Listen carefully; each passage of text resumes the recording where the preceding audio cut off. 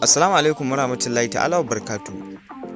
A wannan bidiyon mun zo muku da jerin matan masana'antar Kannywood guda 5 wanda suka fi kyau, tare kuma da takaitaccen tarihinsu da kuma bayani a kansu.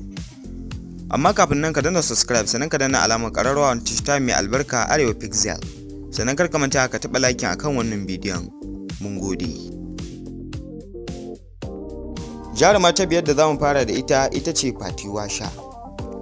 Fati Washa fitacciyar jaruma ce a masana'antar Kannywood, sannan kuma an haifi Fati Washa ne a jihar Bauchi ranar 21 ga watan Fabrairu na shekarar ta 1993, wanda shekarunta shine 30 cif kenan.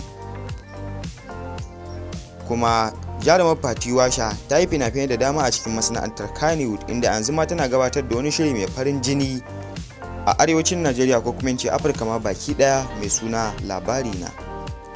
Fati Washa tabbas ta samu ɗaukaka da kuma karɓuwa a gurin mutane ta hanyar fina-finan da ta yi da dama a cikin wannan masana'antar. Bincike ya tabbatar mana da cewa Fati Washa ita ce jaruma ta biyar da tafi kowace jaruma kyau a cikin masana'antar ta Kannywood.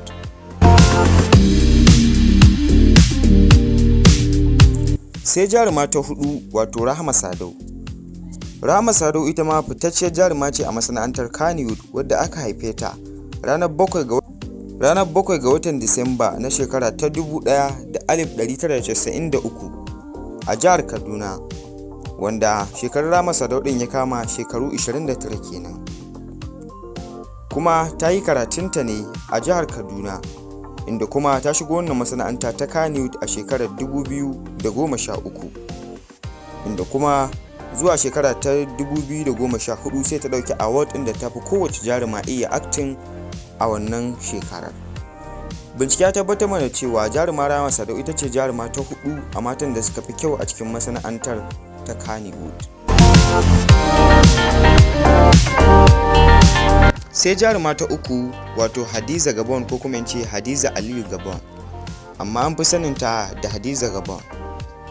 An haifi Hadiza Gabon ne a ranar 1 ga watan Yunin shekara ta 1989 a ƙasar Gabon, wanda da ta shigo wannan masana'anta ta Kannywood ne, inda ta shigo Najeriya ne inda ta fara fina-finai a wannan masana'anta ta Kannywood, wanda shekarun Hadiza Gabon din ya kasance shekarunta 33.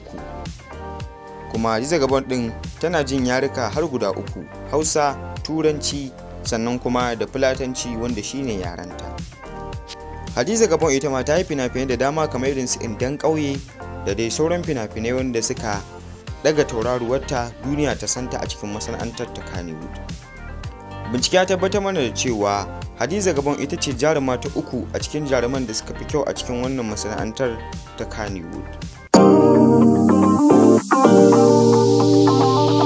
Sai jaruma ta biyu, wato Nafisa Abdullahi, wadda aka sani da Sumayya a cikin shirin fim ɗin Labari na.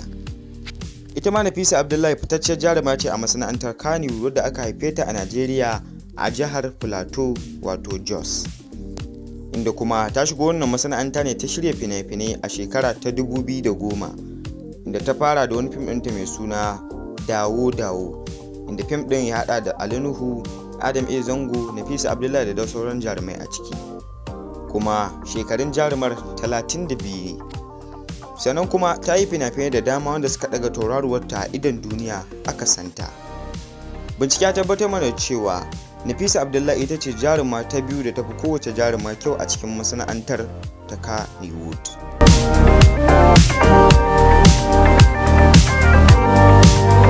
Sai jaruma ta ɗaya, wato Ummi Rahab. Ummi Rahab ita ma fitacciyar jaruma ce a masana'antar Kannywood, wadda a yanzu take auren fitaccen mawaki, wato Lilin Baba. Kuma an haifi Ummi Rahab din ne a ranar 2 ga watan Fabrairu na shekara ta 2004, wanda shekarunta ya kama shekara 19 kenan. Kuma an haifi jaruman ne a ƙasar Saudiya ko kuma in ce Saudi Arabiya ko kuma in ce Makka, inda a yanzu ta dawo Najeriya, inda ta yi fina-finai da dama kamar irin su Ummi da dai sauransu.